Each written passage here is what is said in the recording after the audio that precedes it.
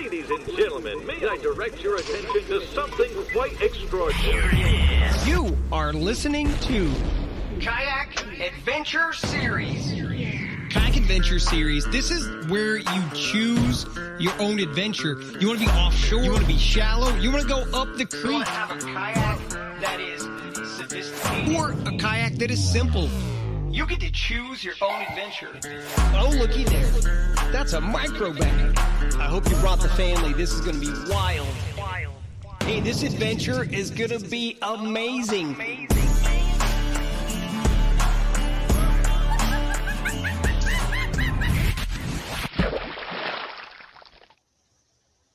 What's up, everyone? We're here live after the Wild Whitehall, and oh my goodness, I want to skip to the Ryan Parker caught a giant, and we're going to talk to him. We're going to get details. That fish is amazing. We do have a little bit of an intro here. We want to tell you guys, we're going to give you some news and notes and do all that, and then we're going to jump in with Ryan Parker, and I think he's going to give up the juice. Pretty sure. Ooh, really? I don't know. I was there, so if he doesn't, maybe I will. I watched him do it. You were right there with him? I was right there with him all day. So all day you were right there. Okay, wow. Yeah, that's crazy. Well, I'm still living a wild Whitehall life, sort of, so to speak, in a way. I mean, I'm up here in Michigan still on Lake Superior. Look at this. You guys probably see this. Right there's the lake. Nice. Is that the Superior Lake? Right from the Airbnb. Now, unfortunately, there's not really any smallies out there. So it's so cold and so far north, this lake is just doesn't. I don't think they're really like here. Like every once in a while, they said they catch them, but it's just not like the main area. They're more in the inland lakes and rivers, which I'm going to be hitting tomorrow. Finally, I'm going to get it some time with my father-in-law. We're going to try to go out there, maybe take Theo and catch a smallie or two in these inland lakes. So we'll see. But it's been fun, man. Taking a little vacation with the family and been a good time. So, Jake, how's your recovery been since the busy weekend? Clearly rough. I shaved my beard. I needed a fresh start. Yeah, just start over. I had a good time. I mean, I'm still like super tired and I'm behind on everything, but I had a good time. I caught a lot of smallmouth while I was there. So, a lot of smallmouth. We did get on the water. Me and Drew went on a kayak adventure. That was fun. That's true. Yep. Yeah, that was fun. We did have a good time, actually. I got on the water more than I thought I was going to get on the water at that event. That was a cool stretch we did. It was like really a kayak adventure. Like you're literally like in like the skinniest water you can almost get in. So yep, it was crazy. You caught this one cool fish. You guys can go check out his Instagram reel right by on this little creek that I found on the map. I was like, I think they could be up here. They could have moved up here spawning or whatever. And literally Jake just was jigging. What was that? The freeloader. What was that? Yeah, freeloader. Under this little tree. I'm talking like it's this deep, but it's crystal clear. If that. And all of a sudden out of nowhere, this smallmouth that was like 16 inches. 17. Yeah, somewhere in that range. Comes out and just smashes it. And I got the GoPro, I filmed it.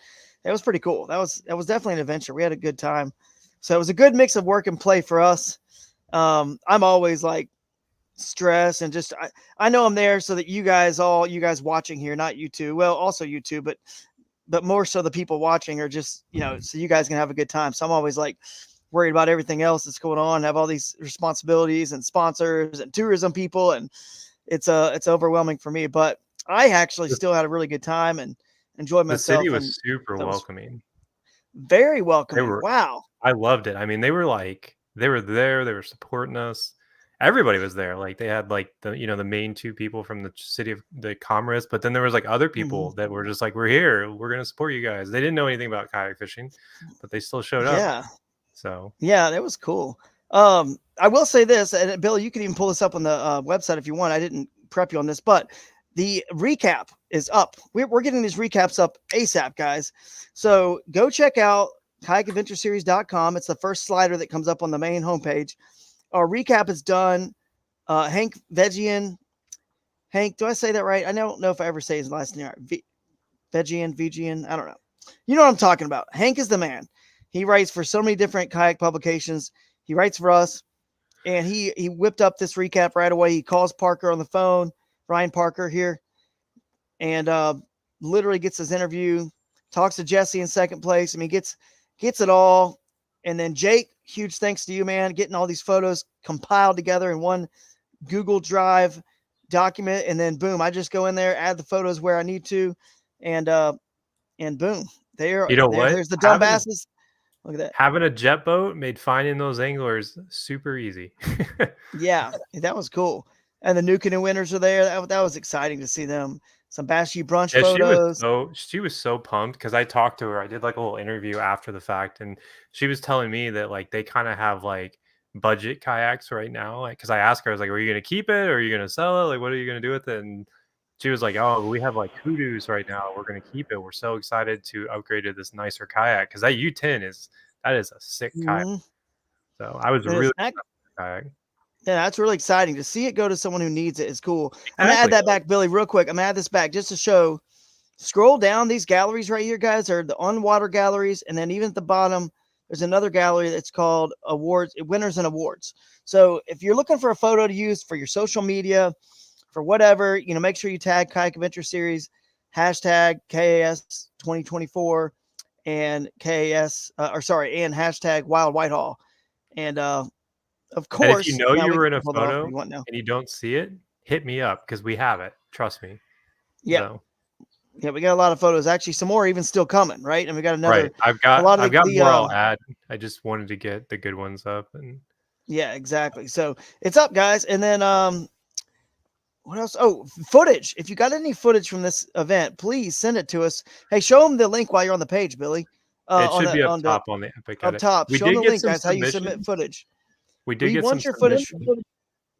We still want it. We want it all, guys. If you kind of doesn't matter 15, 16, 17. We want that footage. It's upload footage under media or under 4 anglers. You can also go under 4 anglers and click upload footage and just send it. All you need is your name, the date, and that's it. It's so easy. Yeah, under 4 anglers, you can also go there. Well, I think it was under the drop down. I'm not sure. Yeah, there it is. It's actually there as well, as it should be. So, And I've got some footage that we could play during this if we want to. Some people submitted some yeah, pretty we cool can show stuff. some. There's a really cool clip that Edie submitted that I think would be a cool one to watch together. I don't think you guys have seen it. So, Oh no, I haven't seen it. I'd love to see that. I mean, isn't she Yeah. the one that got stranded at the boat ramp? I think so. Edie, I think she did.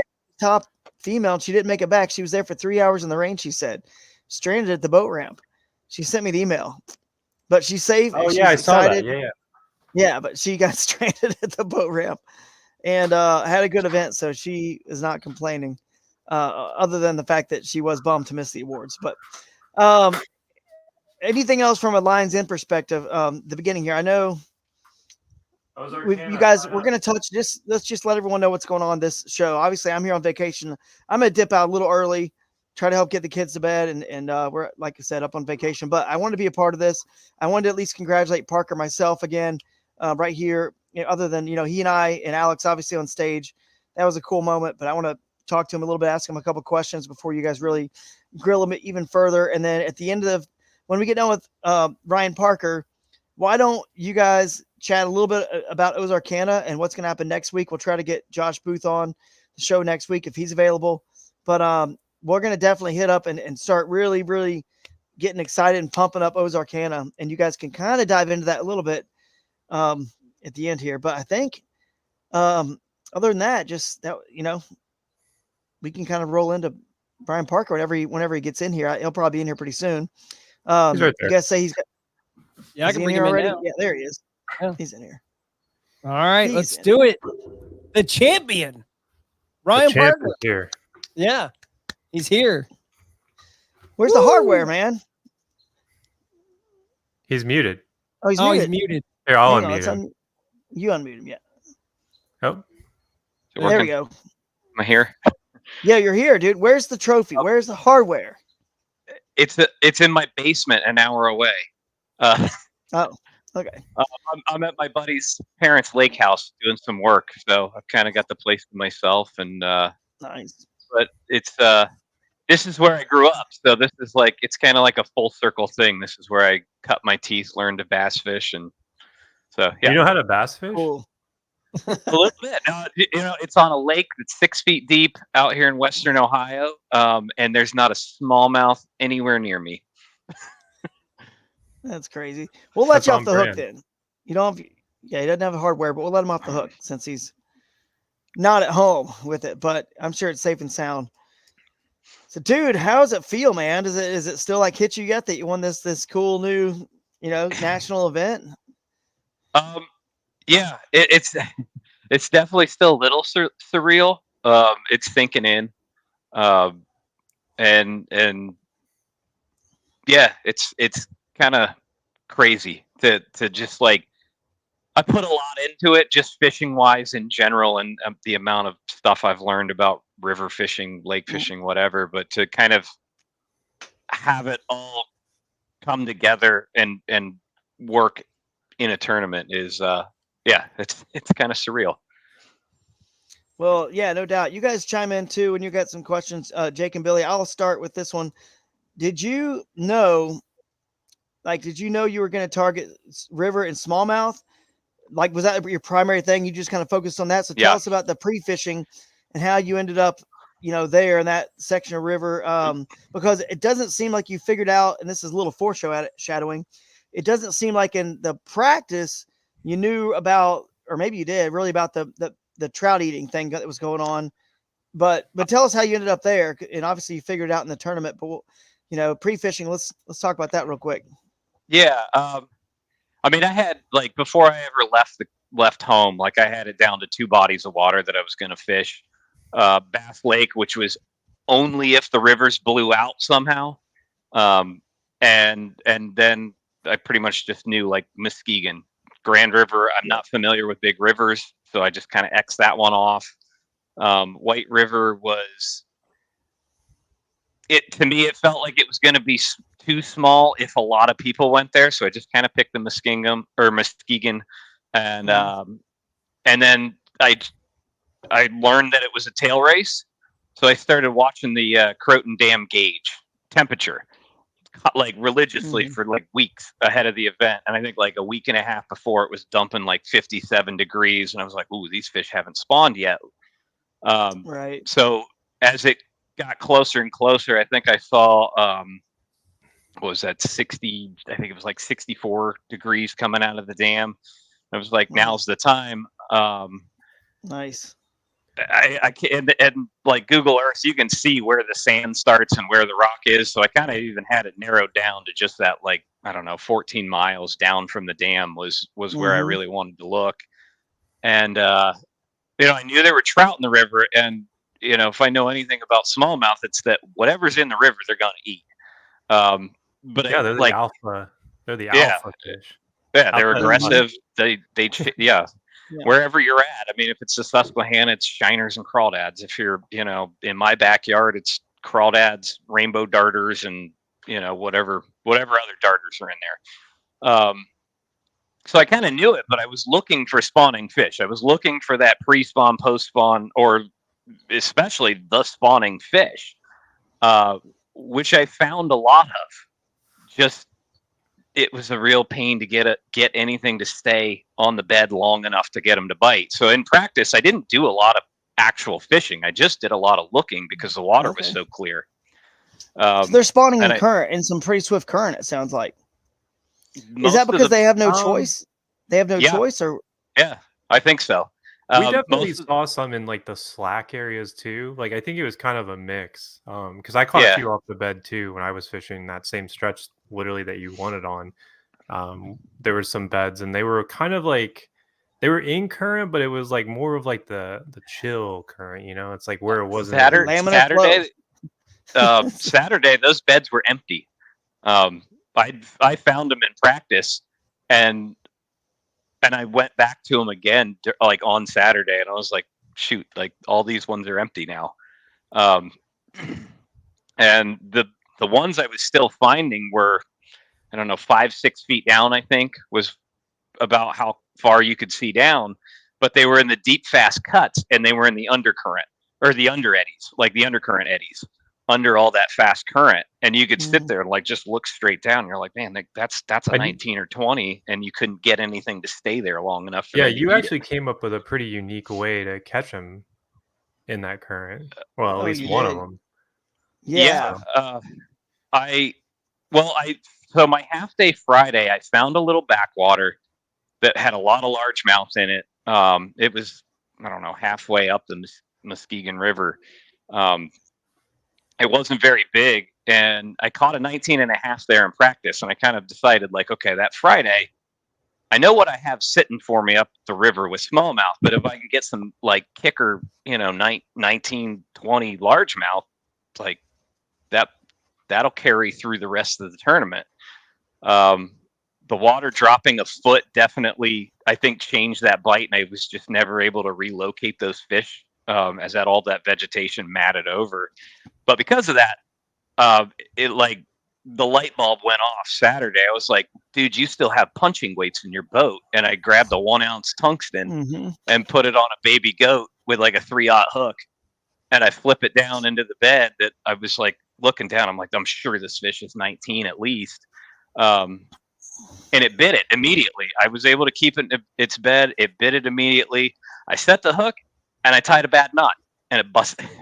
It broke off. Jeez. Or my knot failed. And I was like, this fish is not going to bite again. It's not even locked on the bed. I watched it try and push females onto the bed, tie up the whole same setup, flip it back in there. It smoked it again. And that was a 19 and a half. And I was like, okay, I can get these fish now. Mhm. And So then go I ahead. I was gonna say, so back up. So on Friday, you did not go to your smallmouth. You tried. So pre-fishing, you just kind of looked in this 14-mile section, found some fish on beds. Did you know that? I know you just love river fishing, so I might know the answer to this. But did you choose this river in smallmouth because you thought it was the way, like the best way, had the best odds to win over the largemouth, or is it just because you just enjoy fishing for smallmouth and rivers a little bit more than lakes and largemouth? It's what I know the best. Yeah, I it's your strength. kind of, Yeah. yeah. I Okay. picked the Muskegon because it seemed familiar, the right size, like size wise, Yeah. everything about it just seemed, I was like, I know how these rivers fish. Like I know clear water, I know, fast water. Hmm. Um, and the further I can get away from the lake and into the rocks and stuff, that's like home. Um, Yeah. Yeah. That makes sense. So, because if anyone did the research in this event, and I said it, you guys remember Jake and Billy on so many shows, I don't know how this event will be won. I can't, like, and I actually was legitimate. Like, I wasn't just being coy. I think it could have been one with largemouth and it could have been one with smallmouth, like very easily, because they both top out at a similar size up there. There was a pretty And good I know mix in the people, top what's that? five. Yeah, there There was was a a good good mix. mix. Yeah. There was. Yeah, you're right. And people, I know a guy who caught a 20 3/4 inch largemouth in practice, a PB. There's a lot of big largemouth up there. Well, that one guy caught a But 22 and a half in practice. yeah, a 22 and a Right half. there in See, I don't front of remember. our hotel off the marina with live scope. So Yeah, so there's giant largemouth in there. But I thought that was kind of the answer to the question, Ryan.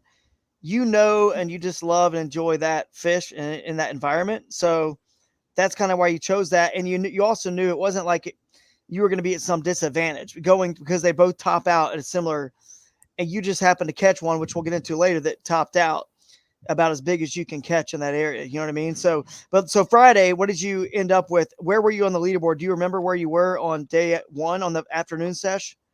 I think I was 26 with like 69 and change.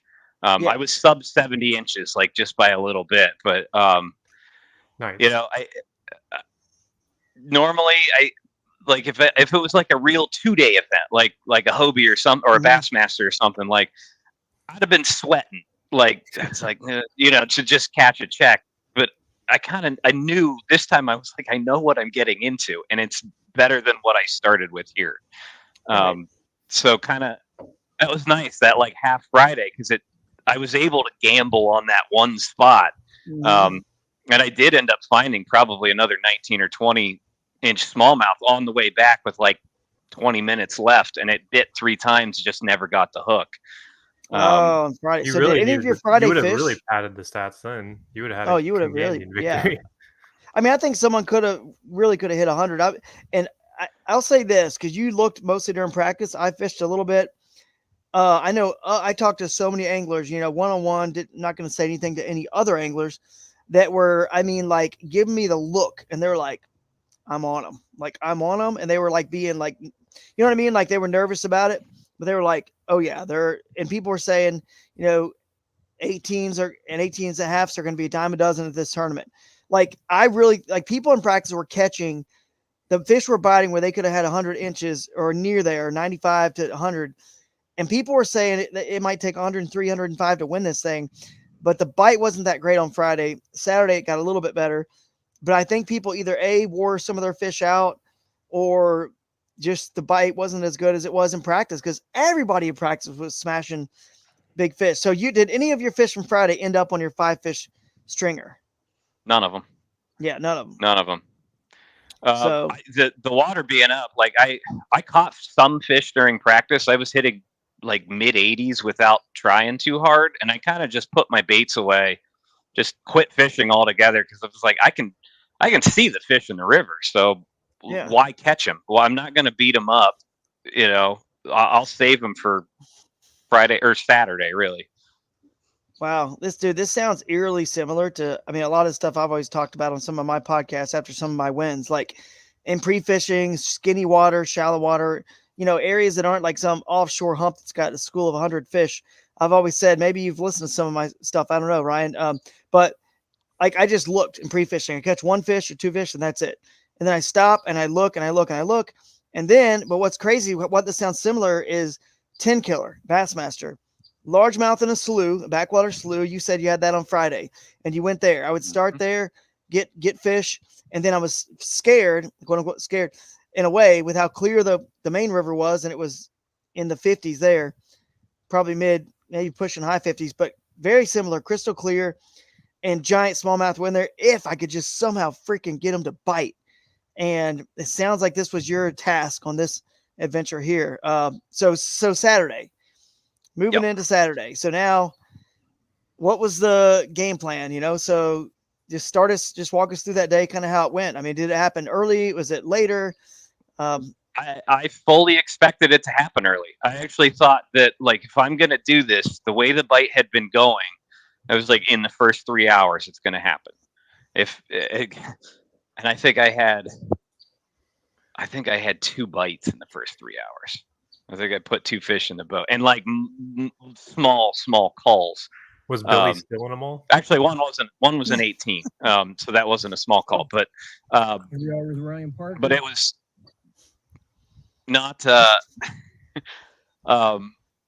it was not the bite that I expected and that I had been experiencing early in the day. I think the overcast sky and like the rain and stuff kind of helped keep them out and about, but I kind of knew, like, okay, the water had fallen a foot, like they're not going to be stacked up in these high water areas anymore, they're going to scatter out.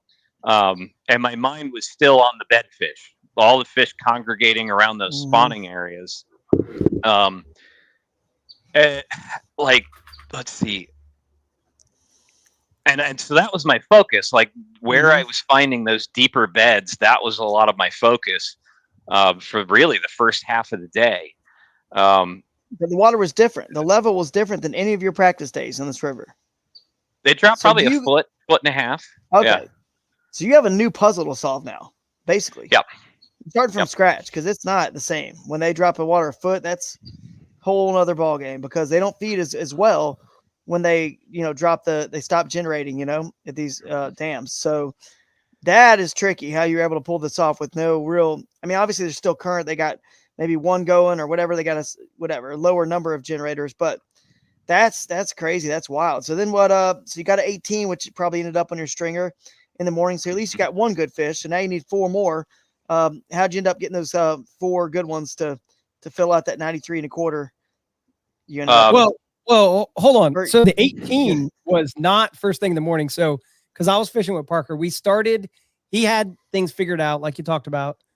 We started fishing. We saw the trout were kind of busting on the top. we went down and They weren't we, busting yet. Not we- on that well, 18. we thought it was going to be Fast and Furious in the morning. Mhm. We were ready to go. See And Baker. it was how long was it until you got to 18? Yeah, look at Steve. There's his paddle. Yeah. So it didn't happen right away. Yeah. Wait, did you Yeah. use double paddles in that tournament? No, He I stole used one of little those glasses. One Dude, in each hand. Steve's on YouTube and Yeah, what is that?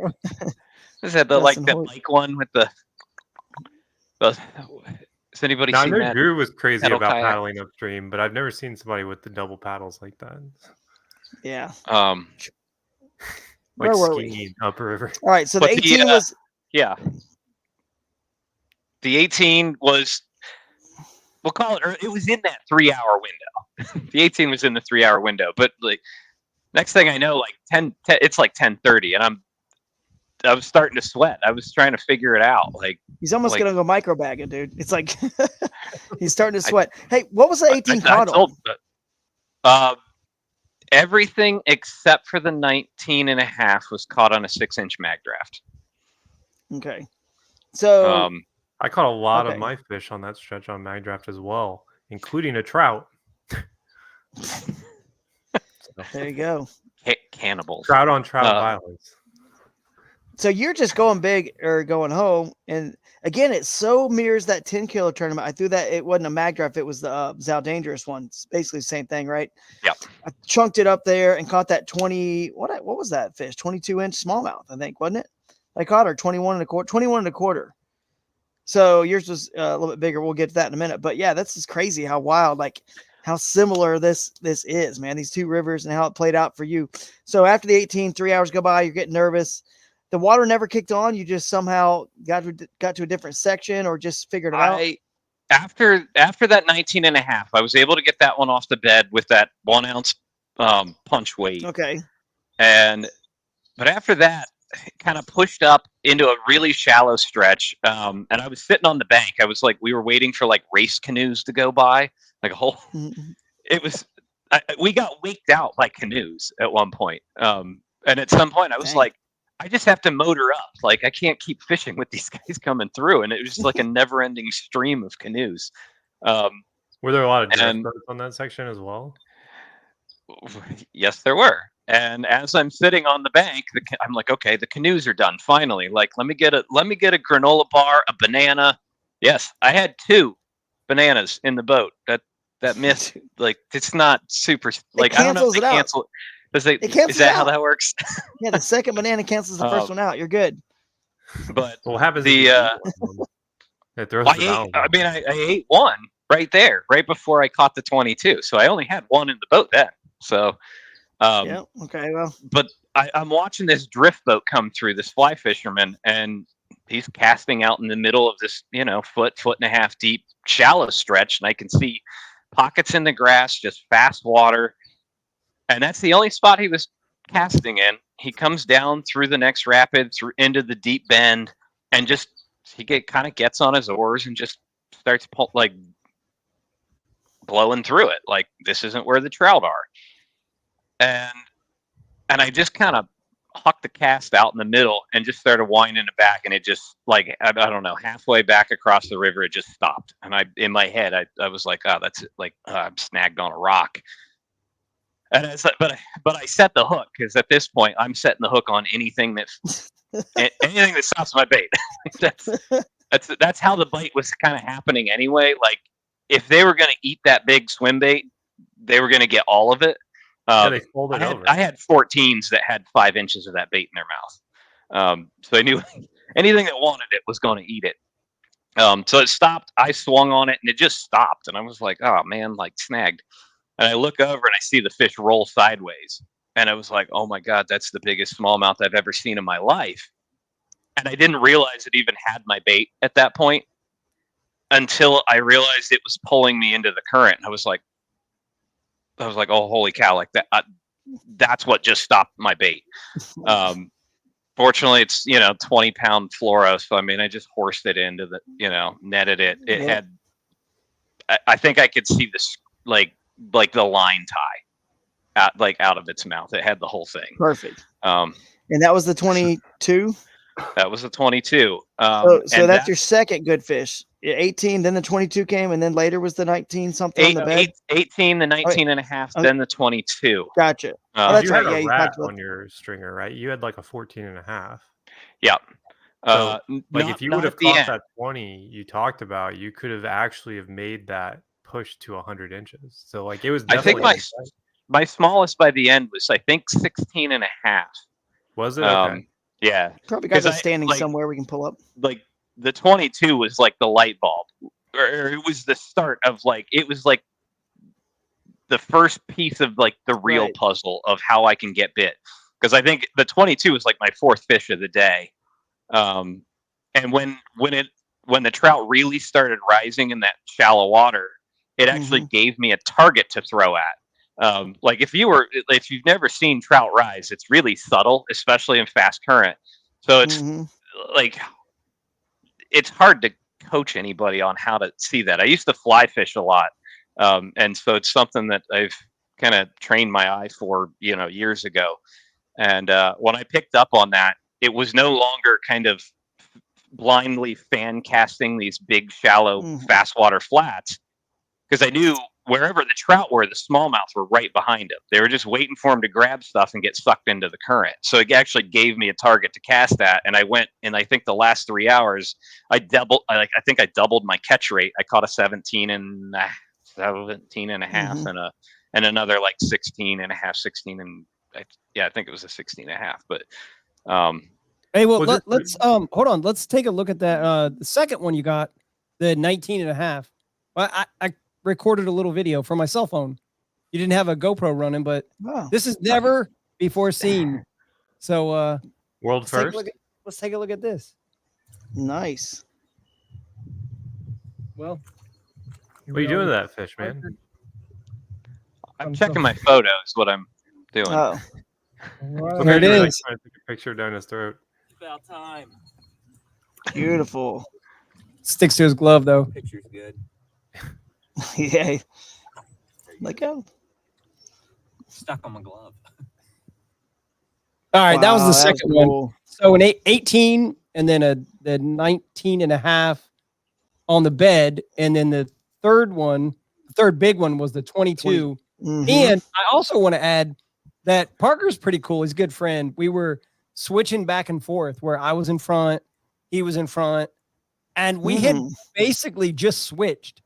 And to Parker's point, he had cast just out in the middle and we were upstream. So there was no way to know if there's a rock pile, if there's like something that's holding a fish right there.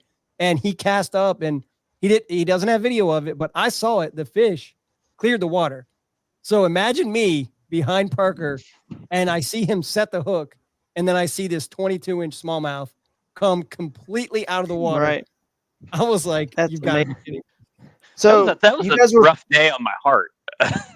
yeah. Oh no, Between I that can fish imagine. shaking and throwing, and then the the top 10 suspense at the awards. It's like, Yeah, man. We had a little suspense there for sure. The with the leaderboard going off a couple hours before, you don't know what's going to happen. Yeah, Especially we if you're really put fishing. that guy on the hot seat. Yeah, for real. Were you were floating downstream or you were working your way upstream with motors? How were you attacking the river? working our way up with the 1103, especially with the clear water. I really didn't want to float. I wouldn't have minded doing it, like just to blow through all 14 miles of that downstream in practice. But with clear water, any advantage you can get to just sneak up on them. Yeah, sneak up. And you so gotta you're take saying it.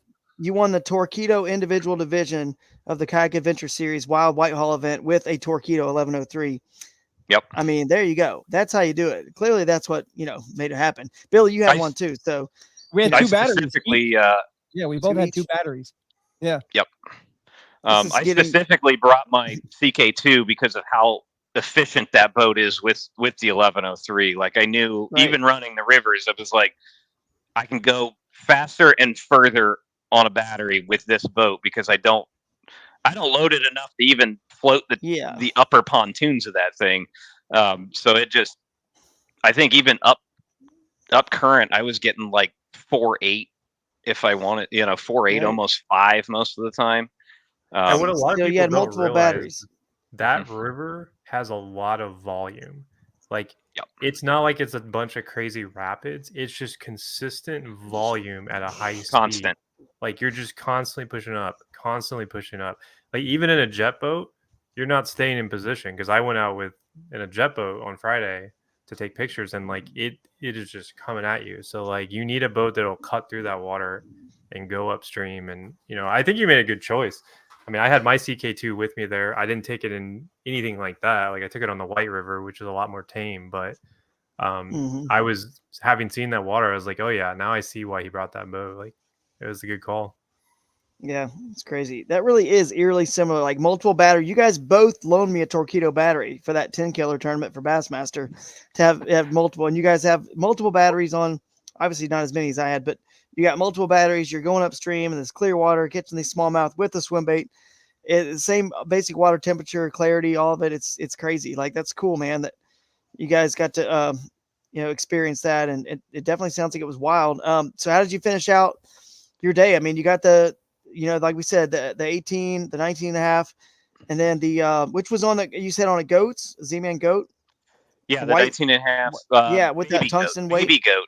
Yep, white baby goat with I Awesome. think it was like a 3/0 Gamakatsu grip pin flipping hook. Yeah, Just that's awesome. because the fish That you're can't grab prepared. that bait on that hook without, like, they could only Without get the getting it. pinchers, I think, without getting the hook. So Yeah. yeah. That's cool, man. There's a guy in Florida. If you listen to him, he's one of the best bed anglers in all the Harris chain. And I've watched YouTube videos before of him when I was, doing like online research for, I can't remember if it was Hobie or Bassmaster Harris chain. And he uses like a 1 ounce flip and weight for all of his bed fishing. He uses a 1 ounce weight. I can't remember why. He explained it, and he is like so dead set on that's the best way to catch fish on the bed with a heavy weight. I can't remember why, but Does anyway, he so use that's braid, or kind of does funny. he use What's like that? fluorocarbon? I don't remember, Interesting. but anyway, it was very interesting, his take on bed fishing, and it sounds you needed it for it to stay there. But anyway, so then you got the 22, and then you caught more fish. You said you doubled your catch rate, so like a 17 something. You said, what was this? Where's Yeah, I think the it's- standings? Let's take a look at those. At the 22 put me, I think, at 90 and a quarter. And from what I saw in practice, I was like, that's not enough. Like, in my head, I was like, that's not enough. I need at least upper mid 90s to feel safe. So even by the end of the day, I called 2 more times and ended with like 93 and a quarter. And on the way back, like, standings are dark at this point. I know what I have in my head. I'm like, at some point, you just have what you have. And I was like, I don't know if it's enough. Especially, I camped with Steve Baker, and so that he found essentially the same fish I did in the next 7 miles of that river. We kind of took that 14-mile stretch and just split it. I practiced the upper stretch. He practiced the lower 7, and I was like, okay, like, I'll put in here and go up, and I won't go down. Like, that way we weren't stepping on each other's toes, and kind of It would rough be tough cell to fish service out 14 there. miles of that anyways, with how big it Yeah. is. Like, I think you guys made the right call, because that's a lot of water. It was a ton. In all of practice, I don't think either of us saw a competitor the whole time we were practicing. I saw Edie Wilkinson on Saturday, and that was, I think, the only competitor that I saw on that stretch of the Muskegon. Well, yeah, so well, he saw me. 3 days. Hold on, I gotta stop you right Billy there. was fine. Yeah, Billy Billy was was. a competitor, I gotta man. stop you. Have you guys ever seen the video with the deer that's like caught in the fence, and the guy's like, I'm gonna save this deer, and he goes over to his clippers, and he's like, this is Parker teaching me how to fish. The guy cuts the deer loose from the fence, and the deer runs away, turns, and runs back into the fence, and gets caught again. That's me. So that was an accurate statement that Edie was the only competitor. So there were That's people funny. on that stretch Friday. There were 3 people fishing in the tournament. So 2 of them blanked on that stretch. and then the other guy I think did catch a limit. So there were Okay. people on there Friday. Got it. I Yeah, it only know was. that because we floated it and took pictures of them. So Yeah. But yeah, like not having very good cell service up there, and knowing that Steve was on the same fish just on that other Yeah. stretch, I was like, I don't know if his service is as bad as mine. I was like, I don't know if 93 and a quarter is enough. and Steve, But you guys actually didn't did see pretty the decent standings? on Friday. Like, you couldn't see the Um, standings, or could you? Like, No, we saw the standings. did you have enough Oh, service? Like, what did? Did you see I the saw it standings? after I caught the 22, and that was the last time I looked at it. Gotcha. I'm not big on checking standings. It's just Right. yeah, it's just the way I kind of am. But I'd rather just like at that point, I was just like, okay, I think I know what to do. I'm just going to put my head down and grind because it's not going to be fast and furious because I think there's less fish in that shallow, faster water. Mhm.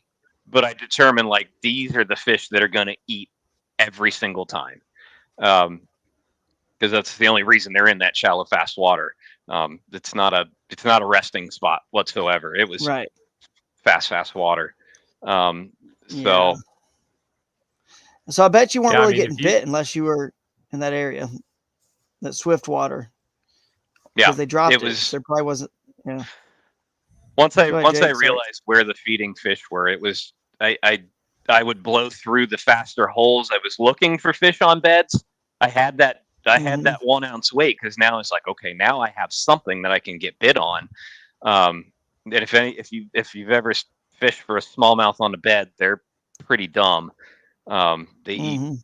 They'll eat it over and over and over again if you just get it there. But I didn't see anything that would really help. And a lot of them actually seem to be in the act of spawning, which is kind of it's a weird phase to like try and catch fish that aren't Mhm. quite locked on a bed. right. So I just kind of abandoned. I was like, if I see one, I know how to catch them. Otherwise, I'm just going to keep going until I hit like what fits my parameters of where I'm getting bit. Yeah. Uh, And I Gotcha. Look talked at to Preston here. Preston. Yeah, I talked that Did he you? was one of the anglers I talked to. Super nice dude.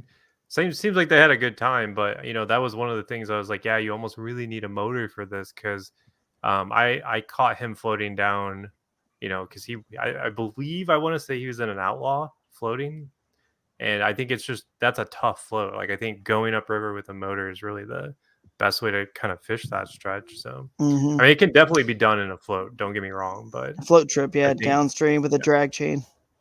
right. Still, that's tough. That is tough. Later in the year, when it gets a little like less volume, then I'm sure it's a little easier to do. Yeah. So wow. Let's see. You got the standings there, Billy.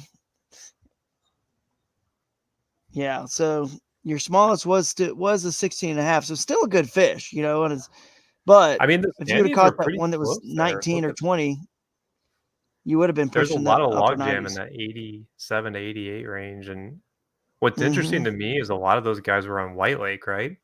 So it made me wonder is like, did they cannibalize each other? Was there 100 inches there? Was there like, mid 90s there if like less people were on that lake? Yeah. So I just think the bite was not that great compared to pre-fishing. And like think about that Wednesday nighter that the Wednesday before, it took 89 and something to win on a 3-hour tournament. And look at this, we have a day and a half, and this is what it just the bite sometimes, and I believe it this might to have be been just true the because front coming through, everybody didn't get like what they expecting to catch. Everybody. That tells me that obviously the world and the moon and the weather and everything, it affects all those fish together. You know what I mean? It does. I mean, it really does. So I'm gonna let you guys go, and I'm gonna pull up a video.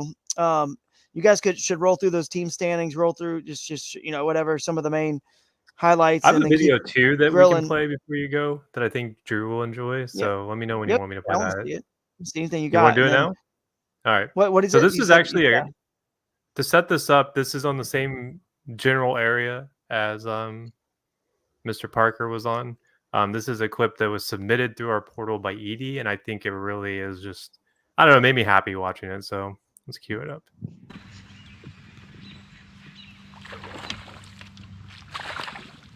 Good for you, Edie. Filming. Great angle. She's so happy. Love the emotion. That's awesome. That's what we're talking about. How hard was that, She was like, guys, to get this clip? I know, Ryan, you had an issue with your GoPro, so I'm not ragging on you, but how hard is that, guys? It's not that hard. Hardwired in, put that GoPro back there, and look what you get. Memory forever right there. Edie's got a good one. Top female angler right there. Yeah, she actually submitted that in 2 parts. She had to have heard me around the corner, like 5 minutes. I think 5 minutes after I released that 22, she came like around the corner. I was like, "Hey, how's it going?" I was like, "Really good." 1725. 1725. That's a pretty nice one. Nice. Nice. And I will Nice say, it job, looks like that 17. fish is post spawn. Like it looks like it was probably, you know, had already spawned. It was a little skinny, so it probably already was on the bed. So No, it looked like it. Some may have already spawned. Some, obviously, I think your idea of going up there, that cooler water, was kind of interesting because you got to find them in the stage of the spawn you wanted them, and it probably saved you because if they're not feeding good, getting that one extra fish off that bed. I always tell people tournaments are won by a bonus fish you never knew or expected. You figured out on tournament day, like, oh, they came up schooling next to you. Throw over there, boom, I got an 18. That's like a bonus you never expected for your main pattern, or a bed fish here or there. You know what I mean? That you just stumbled onto in tournament day. When you know what I mean, your main pattern ended up being that mag draft. That's how tournaments are won. So the fact that they weren't running the current as much, I think the bite died. And then you were fortunate, but it's not really fortunate because you did your research and you found those fish were going to be at that stage of the spawn where some were still spawning. So you were able to pick off that fish, and you saw others spawning and had a chance for those. And that gave you 2 little things to work in that area, especially when the current was not running and they weren't, putting the feedback on. So that was really, really good strategy there to have. Plus you had your largemouth hole too. You got like this 3-prong approach as well. So the thing I wanted to say before I leave, though, ask, I guess, Ryan, how was the awards? Was that pretty cool? I mean, was it, pretty dramatic? You had no clue if you won, right? And we did the kite cushion hot seat thing. Yeah. Okay. That's cool, man. That's cool. So it was very Steve genuine called reactions. Steve called me after we got off the water, and that made me feel a little bit better because, again, I knew he had a shot at it.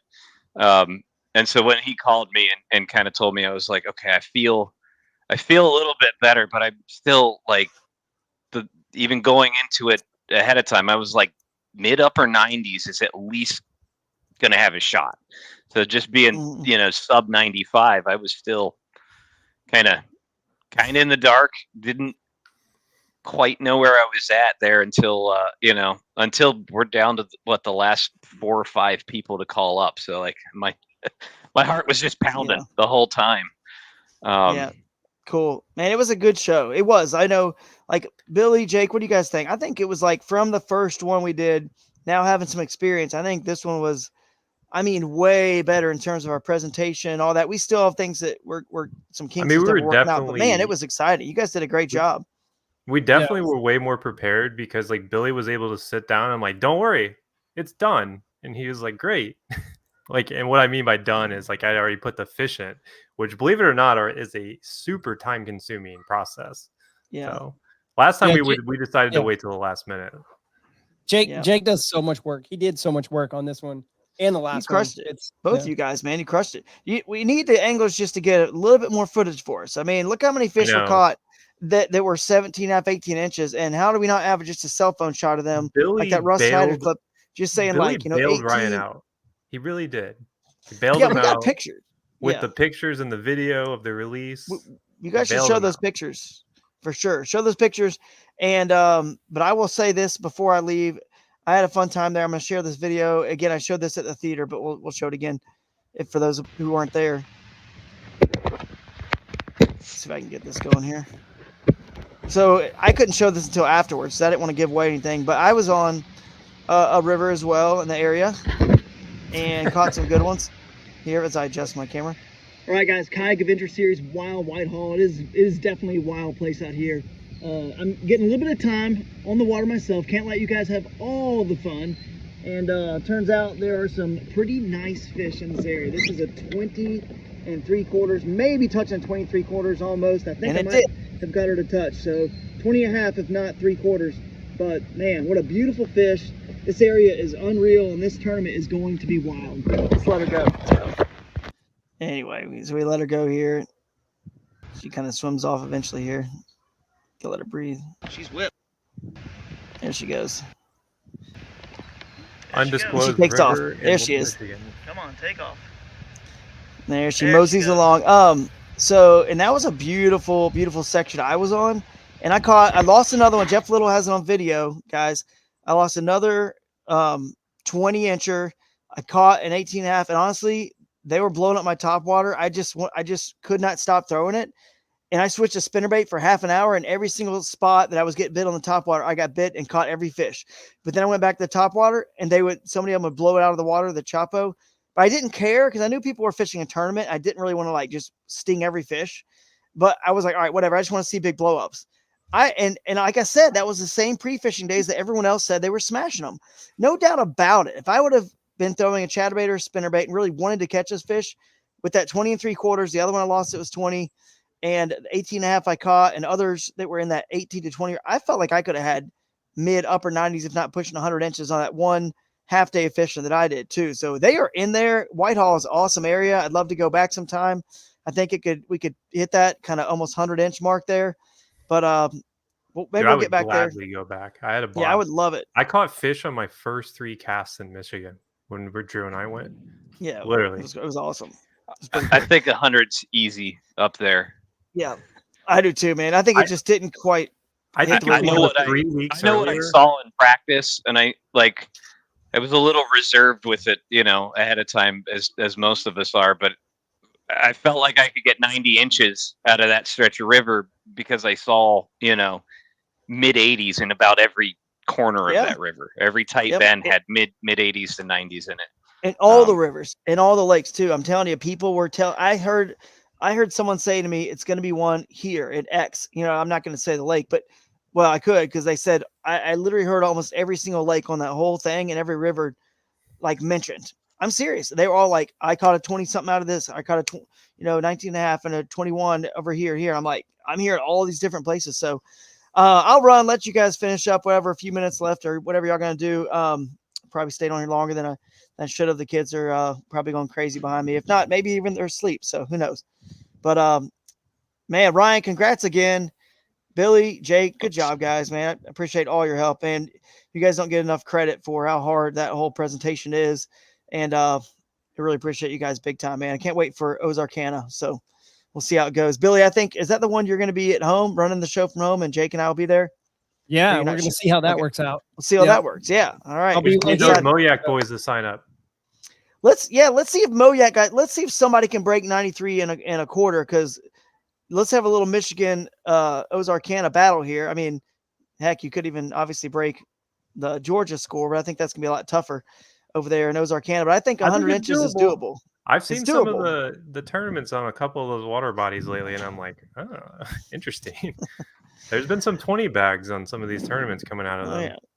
So, well, I'll see you guys next week. We'll try to have Ozarkana preview again with Josh Booth and some guys. Oh, last thing, I don't know if you guys can show it. Actually, last thing. I do want to just have you guys put up here the not the slide, maybe the slides. The AOY. No, the AOY. Don't forget to do the AOY, and also hit up those the 2025 stops. Paris, Texas, the Paris Reel Fest, and show them the slides. Show everyone listening here the slide for that we showed at the theater for the South Boston Bassathon, and right there at South Boston, Virginia, right on the border of North Carolina, Virginia. North Carolina lakes and bounds, Virginia lakes and rivers and bounds as well. It's going to be a battle of the border right there in North Carolina, Virginia for that one. So stops 1, 2, and 3, Ocalapalooza, Paris Reel Fest, South Boston Bassathon are announced for 2025 in those dates. So you guys should show those, and I'll catch you guys later. I'm going to go try to get some kids to bed and get some sleep myself. Catch some smallies tomorrow, hopefully. See ya. All right. Go catch them. Bye, Drew. Yeah, so I'll be going down to Ocala in July, so I'll get a little preview of that one. This should be interesting. We should jump in and look at this a little bit.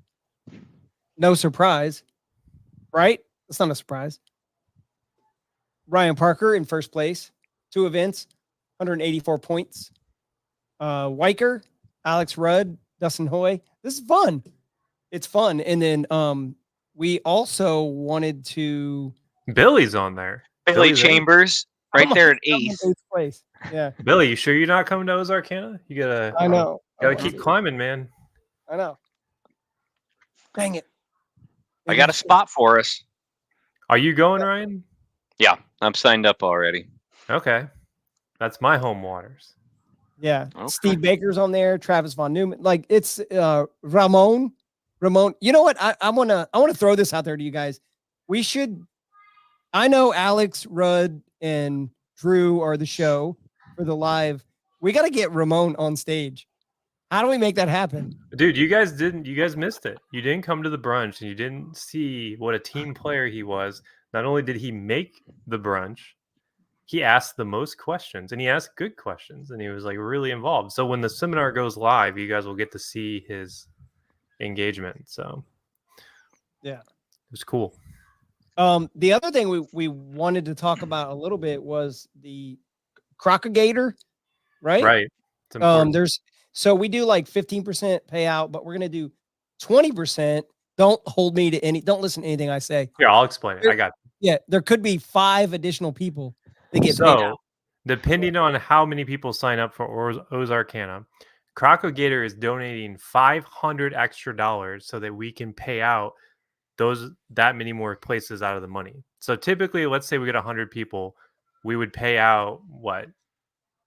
15%, 15 people, right? Easy Yeah. peasy. Instead of that, we'll pay out 20 people. So it'll be a little extra. I mean, it won't be like a huge payout, but it kind of covers, some costs, which is cool. Props sure. to Crocagator. They're a big staple with Moyak, big staple in Missouri. So Yeah. exciting. I do like it's cool when like someone that's not from the area wins, but there's another part of me that like I want a local person, like a Moyak. I want a local person to like show what they've got, So that's kind of cool. I hope Moyak like shows up, and I've been looking I at think they some of these- will. They're Yeah. notorious for waiting till the last minute, but Yeah. hey, who That's- aren't we all? That's just like kayak anglers in general. So, I mean, they only had like 20 people signed up for Table Locker West. I think by the actual tournament, they had like 67 or something. So, like, literally in like a 24-hour window, they doubled. So,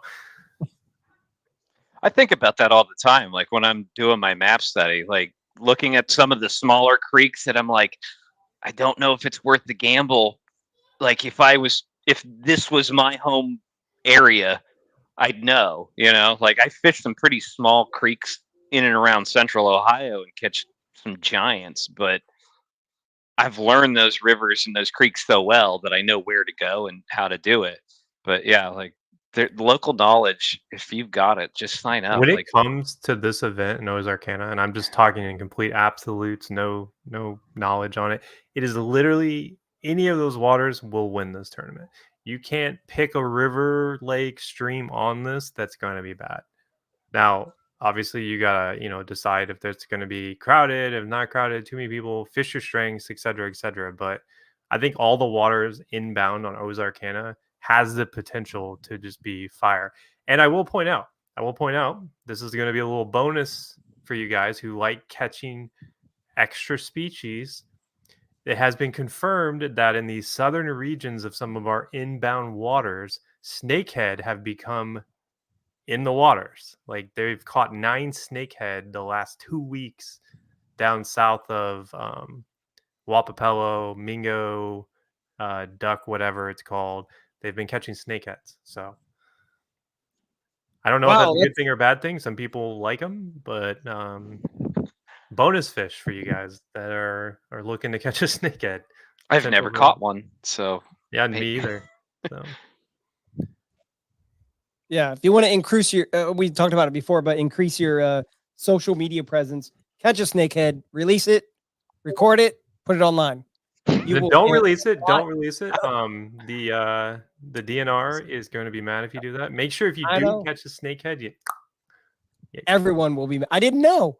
I was in Florida. I was in South Florida. I did not know. I don't think there's any stopping them because they've caught so many. and they haven't really wrecked the ecosystem in any of the waters they were in. At least like that's what some studies have said. Like I'm sure there's going to be someone like, well, actually, but I know that in Virginia they just don't even care anymore. They're just like they're not doing anything. So, but I mean, you could argue that anytime you introduce a predator, it like competes with the bass. So I kind of disagree with those people that say that, but we'll see. Hopefully they don't get above Wapel Dam. That's all I gotta say. Yeah. So I think we'll probably end it. We'll end this here, but I want to make sure that we say we want to give the champion of Wild Whitehall the last word, but we want to make sure that we say we're going down to Florida, then we're going to Texas, and then we're going out to Boston area. I forget all the. I don't South have all the graphics. Boston, which is on the border there of Virginia and North Carolina. Yeah, So South Boston. South. Okay, cool. We're not going to So- actual Boston. Don't worry, guys. Yeah, but it's kind of it's not kind of it's absolute proof that there's a lot of work and there's a lot of deliberate thought put into the schedule, and this wasn't a couple tournaments, a 1 year thing. This is like next year is already planned out, and I think he has like the year after that. I don't. Yeah, I we've don't already know. got like a lot of chambers of Congress or Commerce are like really pumped and like they want to be involved in this. Like it's good to see. Like we love working with the cities. That's honestly the best part. Whitehall Chamber of Commerce was awesome. White Lake, I should say, is. Yeah, it was White Lake. Yeah. All right. I want to hit the outro music, but Parker, anything else you want to add? Any juice you want to give everyone before we end it? You want to talk any smack, anything? Billy, well, you have a tournament this weekend. Never mind. I was gonna talk trash and challenge Billy to a river limit, but he's got a tournament on East Harbor, so Yeah. so there's that. I didn't do it on stage. I forgot. Shame on me.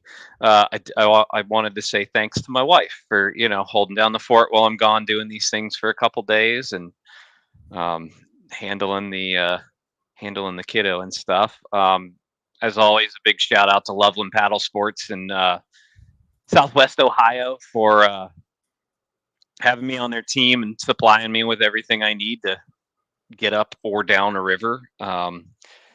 And Fireball Outdoors for Joe for putting up with my weird ideas when it comes to making jigs and sticking with me with that. And I wanted to also throw out, I took a part of my winnings and I donated them to Veterans Kayak Fishing. They're out of Georgia. It's an organization that helps get veterans and first responders just going through stuff, kind of out into the outdoors, involved with kayak fishing to kind of regroup and find a little bit of peace. It's done a lot for me as a veteran. I kind of found it on my own, and I thought that was a good thing. I also donated some to Adventure Cruise Cincy, which helps some kind of underprivileged youth get outside in all aspects of nature and the outdoors, paddling, fishing, hiking, all sorts of stuff. So if you can give back, I like it. Yeah, underprivileged. That's amazing. And I kind of wanted to introduce. I wanted to say, U.S. Marine, American hero. Like I wanted to do all that stuff, but I never know the right way to say all that. So thank you for your service. Ryan Parker is dude. It's amazing. And then you're donating to the local kayak. They get underprivileged kids, people in the community in that area, and they bring them out and they give them rods and they get them in kayaks and they take them out and fish. That's cool what Loveland Kayak is doing. So if you've never seen the Ohio River Paddle Fest, they shut down the entire Ohio River in Cincinnati for this thing, and it's thousands and thousands of kayakers paddling down the river. It's really, really cool. So if you're in and around that Cincinnati area, definitely look it up, sign up, register. It's a cool whole event. The last couple of years they've done a fishing tournament in conjunction with it. and usually the prize packages are really good. So Yeah. All right. Well, listen, guys, we're gonna wrap it up. Oh, I thought I hit the button. Ladies and gentlemen, may I direct Here your we go. attention to something So, quite in case you guys missed it, Parker only saw one competitor while he was out on the water. If you missed that, go back to the beginning and start over. And congratulations again, champion Wild Whitehall Kayak Adventure Series, stop number 2. Thanks, man, and thank you, Jake, for all the work for knocking it out of the park. We can't wait to see you guys in Ozarkana. Bye, everyone. Hey, this adventure is gonna be amazing.